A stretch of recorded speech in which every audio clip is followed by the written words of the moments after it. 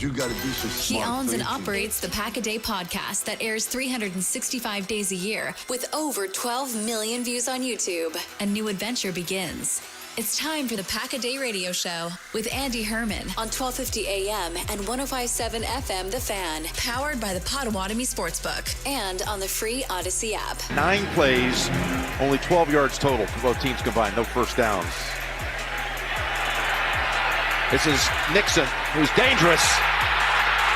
Oh, here he goes! My goodness! He's taking it the distance! You talked about how dangerous he is. The most kick return yards in the NFL. And he shows it right there. He had the 94-yard kick return last week.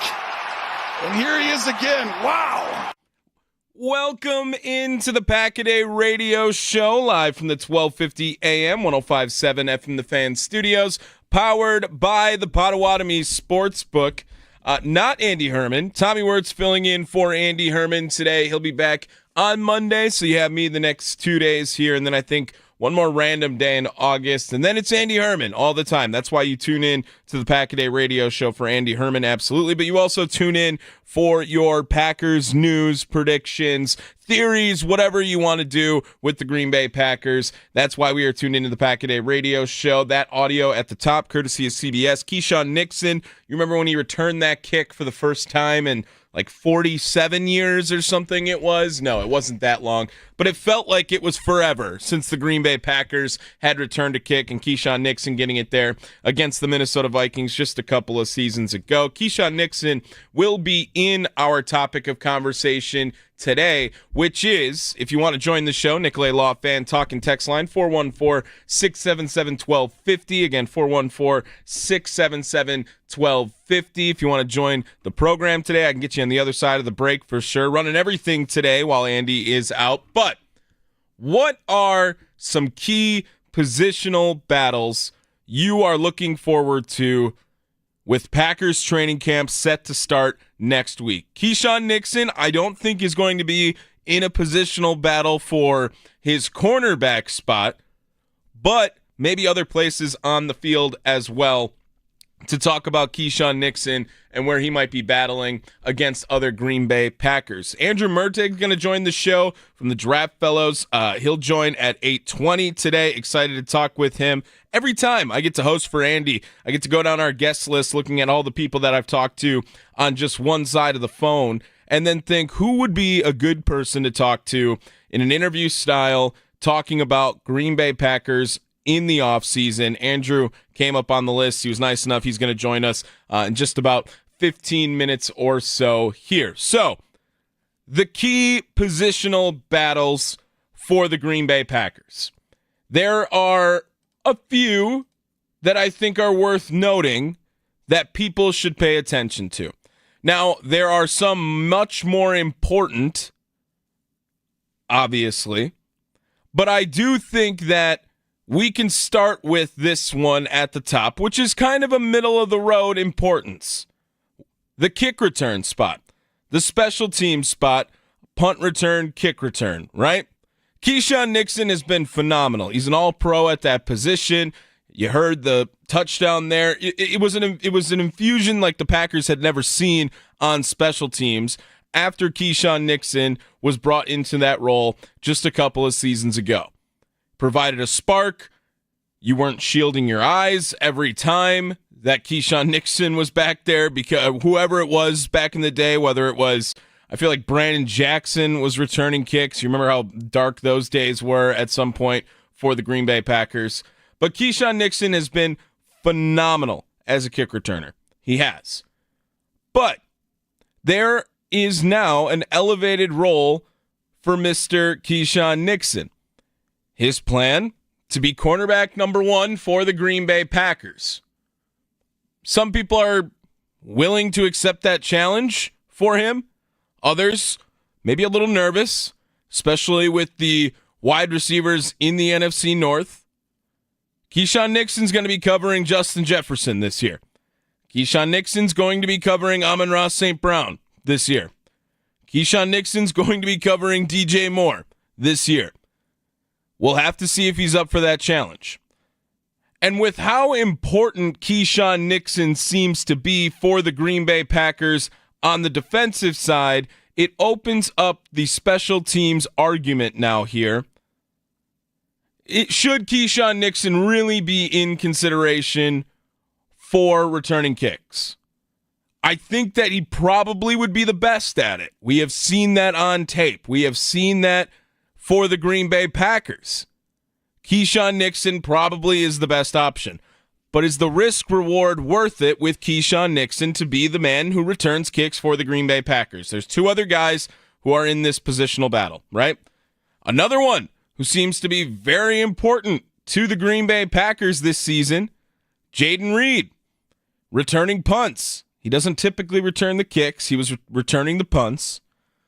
But again, I think the role is just too big now for Jayden Reed to be in that consideration. I don't want Jayden Reed to be injured at all this season. I really don't want Jayden Reed to go down with an injury because he was returning a kick. He was the number one wide receiver on the team last year. He's going to be in a competition, maybe that's foreshadowing, for a wide receiver number one position this year. No use in having him return punts. No use for the Green Bay Packers. Could completely derail the entire operation on the offensive side if he is getting hurt on punt return. And that means who is number 3 in this battle? Mecole Hardman. I think I might be the highest on Mecole Hardman that anyone else is in the market right now. I know his wide receiver numbers do not jump off the page. Receiving-wise, he had 14 targets all last season. Yeah, understood. But when it comes to returning kicks, he's a guy that has history of that in the past. He has a kick return touchdown. He had 704 kick return yards his rookie season, 27 attempts. He had a punt return touchdown in his second season, 176 yards returning punts, 25 attempts, 13 of them fair caught, by the way. He returned 20 punts last season, along a 55, 203 yards, so just over 10 yards an average on his return of punts. And on the kickoff side, he returned 5 of them, had a long of 32, no touchdowns on that. You're looking for a guy that you can just rely on to catch the ball, advance it if you can, fair catch it when it's necessary. I think it's an interesting battle. I don't think it's necessarily a throwaway, no reason to think about it, but I don't think that it's going to be a main topic of this is the end-all, be-all of who is returning kicks. I do believe there is one positional battle that is on that list and at that tier for the Green Bay Packers heading into 2025. Who do you think should be returning the kicks for Green Bay? Keyshawn Nixon, Jayden Reed, Mecole Hardman. My vote, Mecole Hardman. Another positional battle I am looking at this year. Running back 2. Running back 2, I think, is another tier up. Looking at what Emmanuel Wilson did for Green Bay last season. Wilson had 114 carries last year. That was second on the team. He had 4.9 yards a carry and a success rate of 59.9, meaning first downs, right? I liked what we saw out of Emmanuel Wilson last year. And I think everyone is in agreement that Josh Jacobs is going to be a major focal point for the Green Bay Packers in 2025. He was phenomenal last season, maybe his best season as a pro, one of the best seasons as a pro. And at the end of the year, he was carrying Green Bay on the offensive side. But Emmanuel Wilson came in, did a lot of dirty work too. And every time you needed whatever the yardage was, I don't think he has the home run playability. We saw that last season. But if you need 2 yards, he's getting 3. If you need 1 yard, he's getting 2. If you need 7 yards, he's getting 7.5. I don't know if he can get to 8. But I did enjoy watching Emmanuel Wilson as RB number 2 for Green Bay last season quite a lot. Insert Marshawn Lloyd. He was supposed to be maybe one of the more exciting players out of Green Bay's draft class 2 seasons ago. Anytime he seemed to get healthy, he would get banged up again.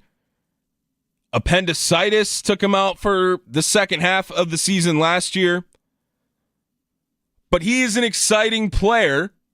And if they are looking for a thunder and lightning type combo, I think you lean Marshawn Lloyd on RB2. But I don't know what Emmanuel Wilson could have done differently last season to show that he could play running back 2 for the Green Bay Packers this season. He was great at pass blocking as well. They loved Chris Brooks for the same reason. Maybe RB2 is a battle between Emmanuel Wilson, Chris Brooks, and Marshawn Lloyd. Because one of them's not going to make the team, and by one of them, Emmanuel Wilson and Chris Brooks, and not really sure what they could have done differently to change their fate this season. I lean Marshawn Lloyd off of what I believe Green Bay will do. I believe they will put Marshawn Lloyd at that running back 2 position, and they will give him as many opportunities as they can because Green Bay didn't really have an explosive run game necessarily last season. It was very efficient, reliable, but it wasn't the home run ability of some of the speed backs in the league, if you will. Josh Jacobs is methodical, and he's going to also run into your face with his face. That's what he likes to do when he plays football. Marshawn Lloyd has got a little more scat back potential, has a little more of an opportunity to make a man miss and then turn on the jets, hit the burners all the way to the end zone. And I think Green Bay wants that in one of their running backs. And I don't know if they necessarily have that in the other 3 names that we mentioned of Josh Jacobs, Emmanuel Wilson, and Chris Brooks. So my lean is that Marshawn Lloyd will have an edge on Emmanuel Wilson. But I think if Emmanuel Wilson is going to make this team, he's got to make the RB2 spot. I don't know if they're going to keep him to be RB3. I think they would keep Chris Brooks to be RB3. A guy to come in, block on passing downs, put him in on the 1-yard line if you want, I guess. But I lean that Marshawn Lloyd has the edge on Emmanuel Wilson just because the Packers want to see what they have with the guy. It's the Pack-A-Day Radio Show live from the 1250 AM, 105.7 FM The Fan Studios, powered by the Potawatomi Sportsbook. Tommy Wortz in for Andy Herman. Andrew Mertig coming up at 8:20 today on the Pack-A-Day Radio Show. Excited to talk to him, Draft Fellows Pod. The biggest battle I think that there is, and there is an honorable mention before I get to that. My honorable mention is going to be what they're doing at that back end of the cornerback room. Is Javon Bullard going to specifically just be nickel? Does he really have a competition going on with Evan Williams at strong safety? It feels like it's very symbiotic for Evan Williams and Javon Bullard if Bullard is playing nickel and Williams is playing safety.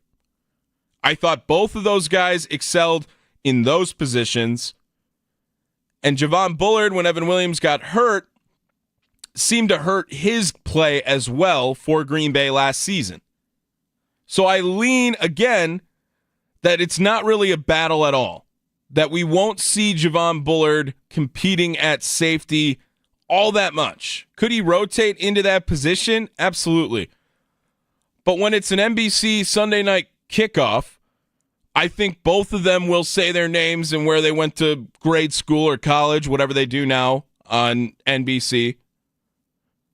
And both of them will be listed in the starting rotation for Green Bay on the defensive side, especially with how thin Green Bay seems to be at corner and the lack of investment in the NFL draft for the Green Bay Packers at cornerback as well. I think they really are planning on just having Evan Williams at strong safety, and Javon Bullard's going to play a lot more nickel cornerback.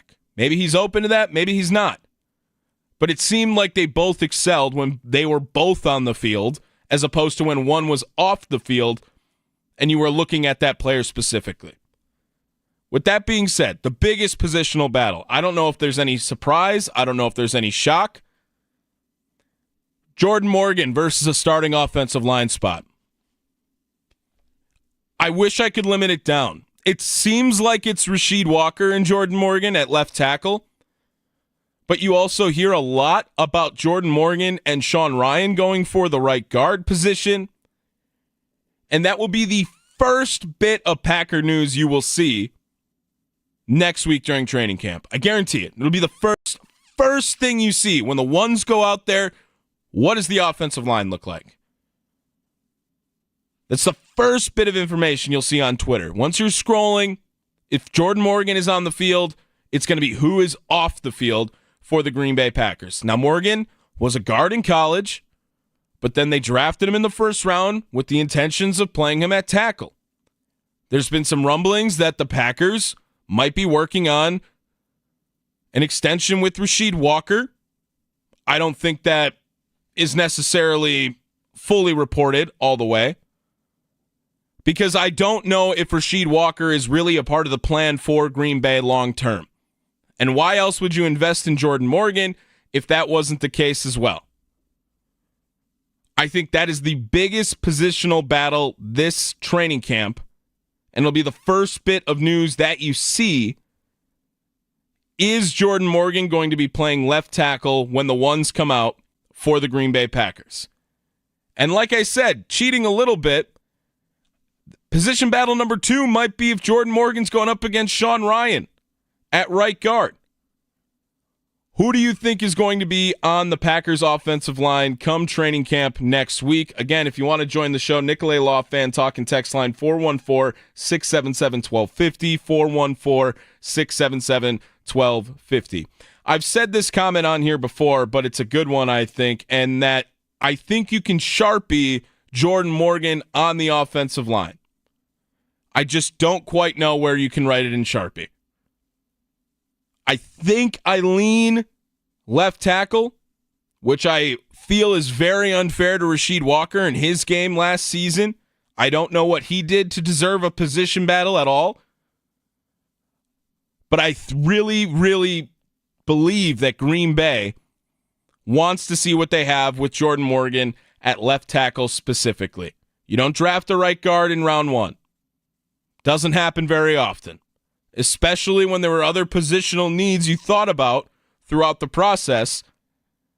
I now believe that it's going to be Jordan Morgan, the starting left tackle, come training camp next week for the Green Bay Packers. It is the Pack-A-Day Radio Show, live from the 1250 AM 105.7 FM The Fan Studios, powered by the Potawatomi Sportsbook. Brewers return to action tomorrow night in LA against the Dodgers. How surprised should we be with the starting rotation alignment coming out of the All-Star break? Find out when we go inside the clubhouse with Forbes Sports Brewers beat writer Andrew Wagner this morning at 10 a.m. on the Mason Crosby Show with Mitch Thunder Nellis, presented by Verizon, the #1 network in Milwaukee here on The Fan. That's coming up in a couple hours here, just under 2 hours, as the Mason Crosby Show with Mitch Thunder Nellis starts at 9 o'clock today. We'll all be tuning in for sure for that. But we're going to tune in to our next segment here with Andrew Mertig, Draft Fellows. He's going to join the show. We're going to talk a little bit about the Packers offseason, a couple of position battles maybe we're looking ahead to as well in 2025. It is the Pack-A-Day Radio Show, live from the 1250 AM 105.7 FM The Fan Studios, powered by the Potawatomi Sportsbook.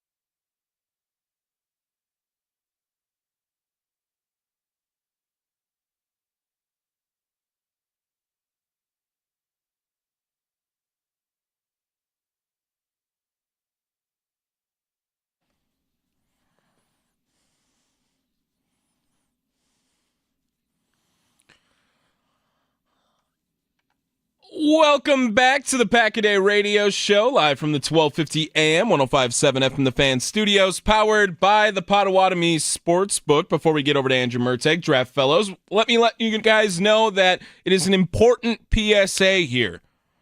The Pack-A-Day Radio Show is also podcasted. Not the Pack-A-Day Podcast, Pack-A-Day Radio Show. Make sure you check out both of them, by the way, all right? I'm not throwing shade at Andy. But both of them available in podcast form. Find us anytime on any place you get your podcasts, Apple Podcasts, Spotify, YouTube now, at The Fan Milwaukee on YouTube. Make sure you use that @ symbol. Catch full episodes, jump straight to the highlights. Open up your favorite podcast app, search up Pack-A-Day Radio Show, and hit the follow button so you get every minute of the show your way and on your time. Joining the show now, Draft Fellows Podcast, Andrew Merteg joining us. He's been on a few times with Andy Herman. I've talked to him many a times through the phone asking if he can hear me and if everything sounds okay, but never about Green Bay Packers football. Andrew, a pleasure to talk to you, my friend. How are we doing today? I'm doing really well. I'm on the West Coast, so a little tired at this hour of the morning, but doing really well. Always super happy to be on and talk a little Packers. Yeah, I mean, bless you. Absolutely. I did not know this when I was reaching out, and I find out that it is 6:30, not even in the morning. I don't even know if I was out of bed by that time today. I have had a cup of coffee already. Are you a coffee guy, Andrew? Not right now. So, Wow. You can hear it in my voice, but I'm doing great. Okay, good. I'm glad to have you on here. Andrew Merteg, Draft Fellows. Make sure you follow him on Blue Sky as well. Andrew, I wanted to talk a little bit about this offseason. You're the draft guy here. But before we do that, I did see a recent post here of your quarterback tier list that was just put up on Draft Fellows. And when I filled in for Andy over the last couple of weeks here, I filled in a couple of days, we've really been analyzing a lot of these lists that people have put out because it is the doldrums of summer of football right now, as Andy likes to call it. And this is the perfect time for people to make lists and tier selections throughout the NFL season.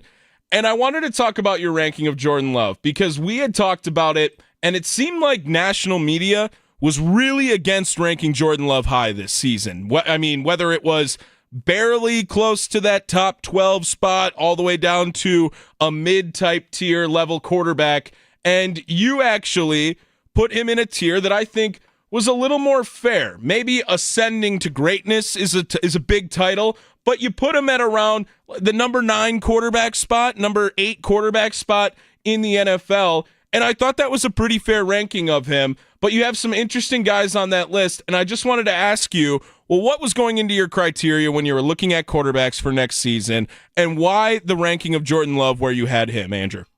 Yeah, and so just to be fair to myself, I'm not typically a list guy. Okay, all right. I'll explain why. But that was really sparked. I had Dusty Evely on the show, and we talked about every quarterback situation across the NFL in depth, just to kind of identify like who might be in the market in 2026. And, if everything goes great or if everything goes really poorly, where is every team, and helping to identify like what is the demand going to be coming into next offseason. And then I thought I'd follow that up with a tier list, but I don't like just ranking people in order, like 1 through 32. And there's so much context that goes into this. Sure. Right. And so when I look at Jordan Love, and I'm trying to do this in a really unbiased way, obviously I want him to be the best quarterback in the NFL. But I feel like he was maybe unfairly shot to the moon after the playoff run. And then he last season, he was unfairly knocked down the list, if you will. And I think if you look at the underlying metrics, Jordan Love was actually really, really good. If you look at his performances outside of the injuries, he was really, really good. I just think that the Packers were so run focused that people kind of fell out of love with Jordan Love. And that is because this offense didn't have to throw it all the time. He didn't have big touchdown numbers in the second half because Josh Jacobs was scoring at an alarming rate. I think we're going to see a re-regression to the mean back upwards with Jordan Love this season. And we're going to see how, he really is pushing his way into that upper echelon of quarterbacks. Whether he ever gets in the conversation with Mahomes, Josh Allen, Lamar, I don't know. Most quarterbacks don't, right? Right. But he settles in comfortably in that like 5 to 12 range. I think Packer fans are going to be really, really happy. We're going to be competing for playoff spots and championships throughout Jordan's career. Yeah, and it feels, and the tier list is perfect when you're ranking quarterbacks too, because like you said, there's just so many factors and outliers that come into rankings that 1 through 32 doesn't necessarily seem fair because Lamar Jackson and Joe Burrow's game are completely different, right? And you are just talking about who is a guy you would want under center in these moments, whatever play style you're looking for. And I love the top 4, it feels like is a non-negotiable, right? It's Burrow, Mahomes, Allen, Jackson, and you can put them in any order you want, but they have to be the top 4. That is the 4 best quarterbacks in the NFL. They're MVP winners now, all on that list as well. But tier 2, again, one more comment on it. What's this Justin Herbert hype? I just feel like he has just been pounded to the masses that he is so good and he has every trait you could have ever wanted out of a quarterback, and anyone who doesn't have Justin Herbert on their team is a loser because they don't get Justin Herbert. But what has he done? I mean, this is a guy that I've talked about saying that if he was drafted a year later and went to the Jags and Trevor Lawrence was a year earlier and went to the Chargers, we'd be having the same conversations that Trevor Lawrence is on the Chargers and he doesn't have the help and he's a great quarterback, in my opinion. Yeah, so that's really interesting because where I was going to go with the conversation is I think you could say a lot of the same things about Jordan Love from a certain perspective. I think Jordan has performed better, and I think Jordan has pulled up some of the talent around him more than Justin Herbert has. In Justin Herbert's case, you're right. A lot of the times it's been used as an excuse. I think that I saw something at the tail end of last year. So early in his career, he was a big statistic guy, but I don't know that the tape always matched up with the box score. Sure. And I think if you take a look at the end of last year when Jim Harbaugh was finally like, we have to let this guy throw the ball a little bit, I thought there was a marked improvement in that offense, and I thought Justin Herbert started to elevate some of the people around him. Whether or not that continues, who knows? And I was going to say, Justin Herbert gets in that danger zone of Trevor Lawrence where maybe we start to like taint what we're looking at a little bit here going forward, because if he has another year where the Chargers don't elevate and they have another either miss the playoffs or a one and out kind of situation, I'm not sure that Justin Herbert's going to have the same aura at this time a year from now if we don't see a marked improvement going forward. Yeah, I'm not there. I'm not there yet on him. And when you think of him losing to the Jaguars. They blew the massive game. That's the first thought that comes to mind every time you think of Justin Herbert, at least when I think of Justin Herbert. Andrew Mertig, Draft Fellows Pod, joining the Pack-A-Day radio show. Make sure you follow him on Blue Sky, Andrew Mertig.bluesky.social. Let's talk a little bit more in depth now on the Green Bay Packers. And before we get into any positional battles, I wanted to ask just your perception of the Packers offseason this year, Andrew. That's kind of been a topic that when I have a guest on in place for Andy, I just want to get a gauge of where you thought the Packers were this offseason. It was a much quieter offseason this year than it was 2 off seasons ago, but it seemed like the draft was a lot louder this year, right? You get the 2 wide receivers early. They don't invest a lot on the defensive side until later on in the draft. What was your perception of Green Bay's offseason this year? If you had to give it a 1 through 10 or an A to F type grade, where do you think Green Bay falls on that scale, Andrew? Yeah, I think the Nate Hobbs signing is really interesting. People that I trust, because I didn't see as much Raiders football last year as most other teams. And so I think the people that I trust say really good things about Nate Hobbs. I like that he's aggressive. I like that he's a good tackler.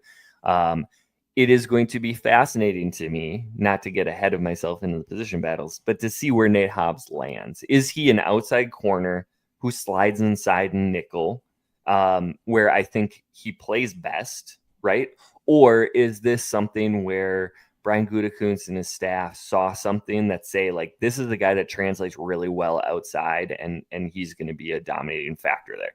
This quarterback room was already pretty suspect, and now you're replacing Jair with Nate Hobbs. Hopefully the availability makes up for any talent discrepancy there, and Hobbs is ready to do the Packers thing where he comes in on a second contract and takes a next step.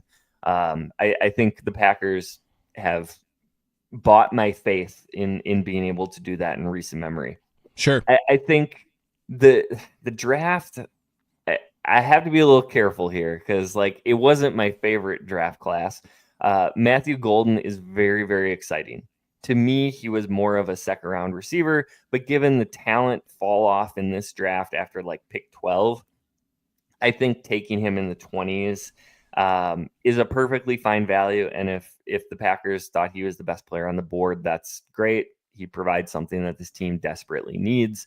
The second round pick, Anthony Belton, not my favorite player either. I had him rated more as like a day 3 player, but again, context is key. If you take a look at sort of the talent fall off, especially at offensive tackle when the Packers were picking, I think it makes sense. If they felt like he was the last guy on the list that could be a potential starting offensive lineman, cool, take him in the second round.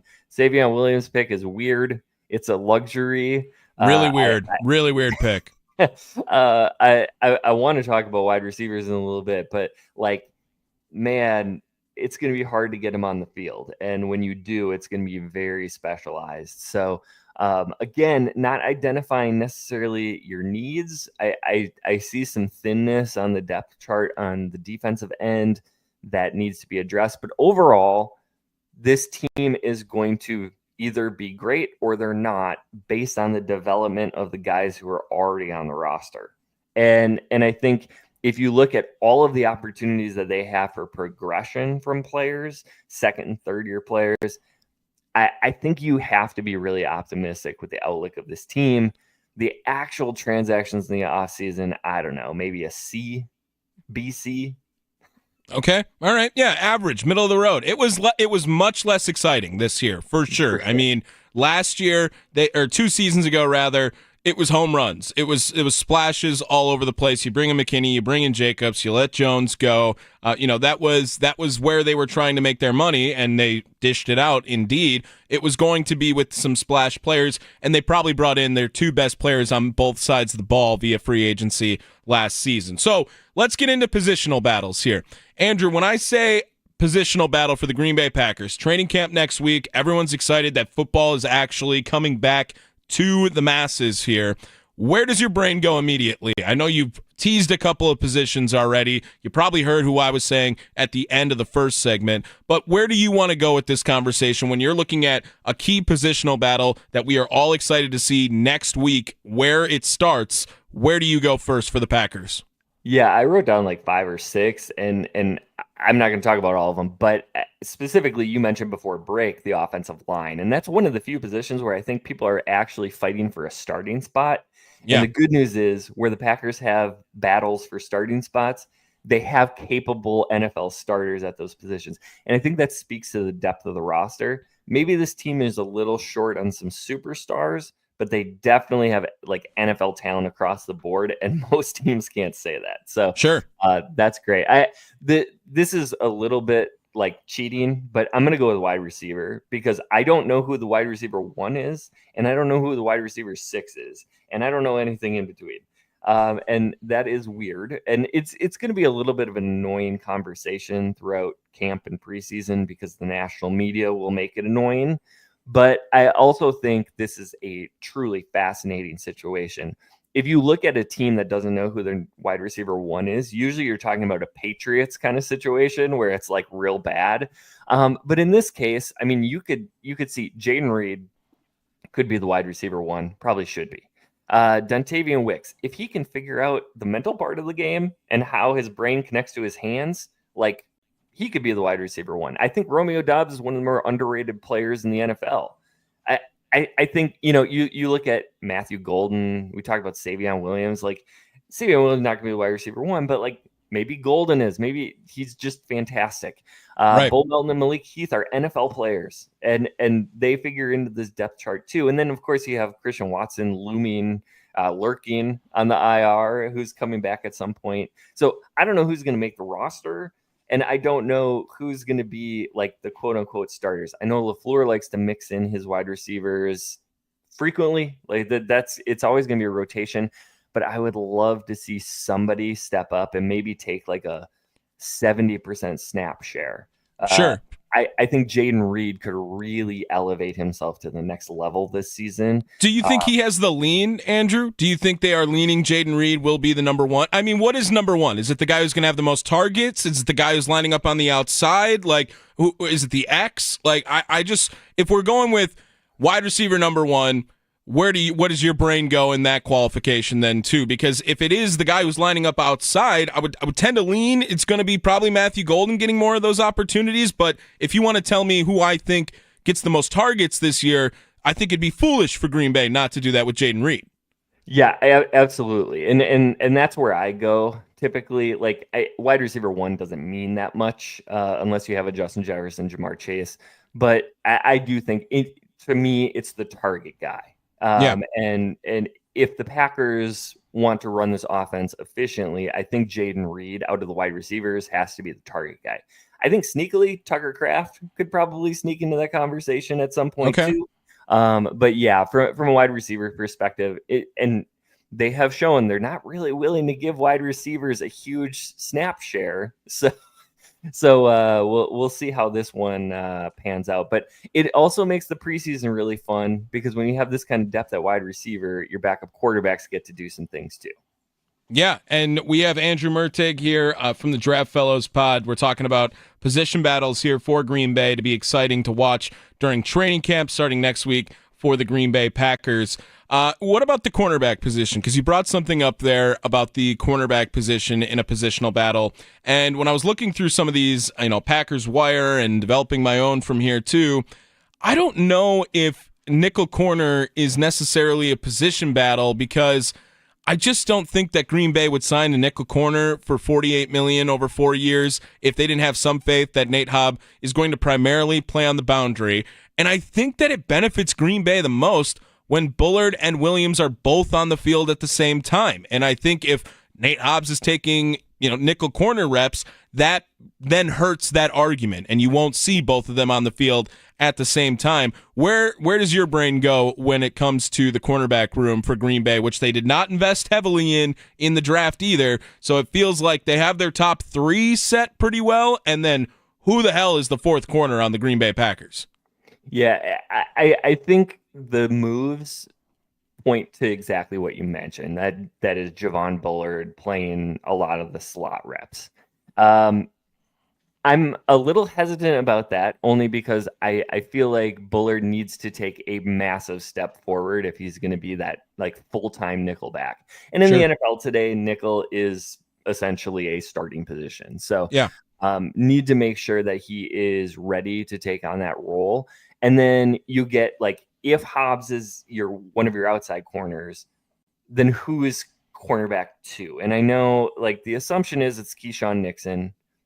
I think the Packers could do a lot better than Keyshawn Nixon, but I'm pretty negative when it comes to Keyshawn talk. My sincere hope, Carrington Valentine is somebody I absolutely was infatuated with in the draft. Was so happy that they got him right before the end. And I think I could see a really nice development from him this season. I think if you look a little bit further down the depth chart, you're hoping that Kalen King can take a big year two jump. But again, that's a lot of projection. And any injuries at cornerback are going to make me real nervous throughout the season because across the roster, they're pretty deep, but this is the position that I think is alarmingly thin. Yeah, and Andrew, you brought up a point that I think we just created our own little argument now here. You think Nate Hobbs is covering number one wide receivers all year for Green Bay? Maybe. I don't know how willing Jeff Hafley is going to be with this group of cornerbacks to shadow people, which again is an advantage that teams can exploit. So, if you want to put Justin Jefferson outright and that Hobbs isn't following him, then you're going to have a pretty nice matchup for yourself. It's a tough division with number one wide receivers across for Green Bay, too. It's not a great position to be thin at. You're talking about every team having a bona fide number one with Jefferson, St. Brown, and more. I mean, I feel like Keyshawn Nixon said his piece on why he wants to be cornerback one coming into this 2025 season, but I guess I never even really thought that Nate Hobbs had a chance to be at that spot. Well, and the other problem you have is this is also a division that has really great wide receiver twos and really great tight ends. So, I don't know. The matchups. Maybe you should have invested in defensive back a little more, Andrew. It's a possibility. They're going to have to get a lot of production out of their front four. And I think with the linebackers, you're hoping for a huge jump from Quay and Edge Cooper. And if you get that, you help clog up the middle of the field a little bit because you have these rangy, long linebackers. And then your corners can maybe focus just on their area of the field. But yeah, there's some potential danger out there. Andrew Mertig, Draft Fellows Pod, joining the Pack-A-Day radio show. And then let's just quickly touch on the offensive line, right? And we've teased it now. We've talked about it. I talked about it in segment one. I think it's the biggest storyline. I think that is the storyline everyone is looking forward to in training camp. And the battle is Jordan Morgan versus a starting spot right now, it feels like. And maybe you can cheat and break it down into Jordan Morgan versus Rasheed Walker, and as simple as that, if he loses that battle, then he's going to get the chance against Sean Ryan at right guard. Doesn't feel like that's the same for those two gentlemen out there, but the Green Bay Packers really want to see what they have with Jordan Morgan after taking him in the first round a couple of seasons ago. Where is your lean on Jordan Morgan on this Green Bay Packers offensive line? Do you believe he's going to be starting no matter what? Do you think it is truly a battle at one position or the other? Where do you go with Jordan Morgan? My assumption, and this is the gut feeling, I don't know anything, but I feel like the Packers want him to be the left tackle. And that's a weird situation because Rasheed Walker is a good NFL tackle. And replacing good on an offensive line is very dangerous. So if you're going to put Morgan out there, I think they probably do the Packers thing that we all are always nervous about and cross-train him, and as they were last year, and then just kind of see where the chips fall. I think he's a slam dunk to start at right guard if he's not going to be in that competition for left tackle. I think at worst, he's going to be as good as Sean Ryan. And given the contract situation, you don't want the guy heading into free agency starting if you have a young player who's ready to take his spot. If he's going to play left tackle, I think that actually potentially makes the Packers offensive line a little worse because I think Morgan is an upgrade on Ryan. I don't know how much of an upgrade Morgan is on Rasheed Walker. Right. I don't know what Rasheed Walker would have done differently last year, Andrew. I don't either. All he's done is been a quality NFL starter as a day 3 pick, which is unheard of. We as Packer fans are so spoiled when it comes to offensive linemen coming out of nowhere. Most teams across the league would trade a lot to get a player like Rasheed Walker. And to take him out of the starting lineup to me is it makes me very hesitant. And as you can probably tell, as I'm trying to talk my way through this, but also the future is Jordan Morgan. And if they view him as the future left tackle, then you probably have to get him there now because Rasheed Walker is going to get paid on the open market. So they're going to have to figure this out. If Rasheed Walker is your starting left tackle, I think re-signing him, the odds increase exponentially. Because what are you doing then, right? You're not just going to start the guy for 17 games and let him walk in free agency. Makes sense completely. Andrew Mertig joining the Pack-A-Day Radio Show Draft Fellows Pod. Follow him on Blue Sky, andrewmertig.bluesky.social. Andrew, thank you so much for jumping on today. I really appreciate it. Anything you want to plug before I let you go over here, Andrew? Where can we find some of your work? Where do you post some of your stuff? Go ahead. Go away, my friend. Yeah, there's a brand new episode of the Draft Fellows on YouTube or whatever podcasting stream you want to use for audio. That's out today. That's talking about 2026 quarterback prospects. So if you like to nerd out about roster building and way too early draft projections, I have my thoughts on this 26 quarterback class. Can you give us who number 3 is on the list as a little teaser, something like that? Yeah. So there's a tie for the top 3. Cade Klubnik from Clemson, Arch Manning from Texas, and Lenora Sellers from South Carolina. So some names to get familiar with over the next 9 months. But Kyle and I will be talking about roster building and the draft all year long. So check it out. Awesome. Thank you so much, Andrew. Appreciate you jumping on. Go back to bed or get a cup of coffee, whatever you need. All right? Thank you. There he is, Andrew Mertig, Draft Fellows Pod, joining the Pack-A-Day Radio Show. Andy Herman will return on Monday. Tommy Wortz, he is in for Andy Herman. Coming up on the other side, let's get to our final thought of the day, presented by the Potawatomi Sportsbook. It is the Pack-A-Day Radio Show, live from the 1250 AM, 105.7 FM The Fan Studios, powered by the Potawatomi Sportsbook.